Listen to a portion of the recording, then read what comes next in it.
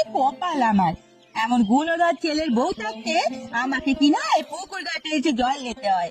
কপাল করে বড় ঘরের বউ এনেছিলাম, কিন্তু সেই বউ কিনা আজ আমায় কাটিয়ে মারলো। কি গো কাকিমা, একা একা জলের দিকে তাকিয়ে কি বিড়বিড় করছো? জলের সাথেও আজকাল কথা বলা শুরু করেছো নাকি? আর বলো না বৌমা, তোমার কাকিমার মাথাটা একেবারে গেছে। তা হ্যাঁ রে ছোট, তুই একা একা পুকুর ঘাটে এলি, তোর বউটাকেও তো নিয়ে আসতে পারতিস। বলো না দিদি, ও পোড়া মুখের কথা বলো না। বড় ঘরের মেয়ে বলে সে জল নিতে পুকুর ঘাটে আসবে না, এতে নাকি তার জাত যাবে। বলিস কি, সুজাতা এ কথা বলেছে? চল এক্ষুনি গিয়ে ওকে শাসন করে আসবো। অন্যের বৌমাকে শাসন করতে যাওয়া আপনার ঠিক হবে না মা।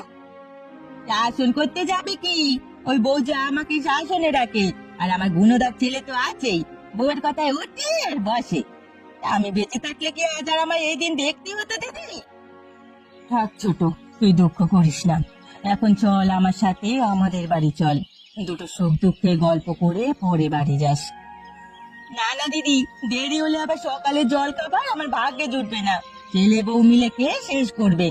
তাছাড়া আমাদের বাড়ি তো পাশাপাশি, খাওয়া শেষ করে আমি আসবো কোন।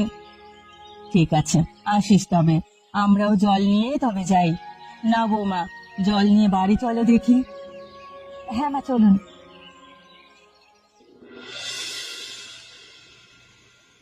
আচ্ছা ঠাকুমা, কাল যে আমাকে পচে গিয়ে শোনাচ্ছিলে, পরে তো আর বললে না কি হলো?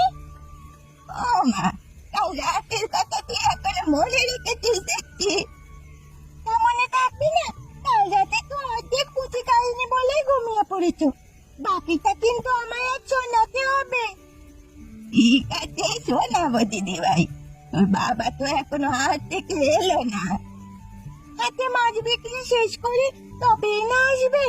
মাছ ধরে হাতে যাবার পথে একটা ছোট ইলিশের পোনা দিয়ে গেছে।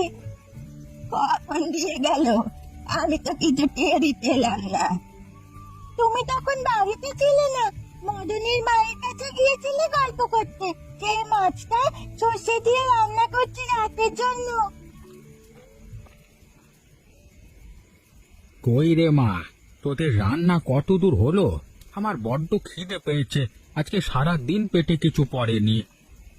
আমার রান্না শেষ বাবা, পাটিতে বসে পড়ো ঠাকুমার সাথে, এখনই তোমাদের খেতে দিচ্ছি আমি।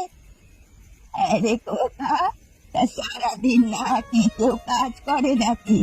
তোকে কতবার করে বলি না খেয়ে থাকিস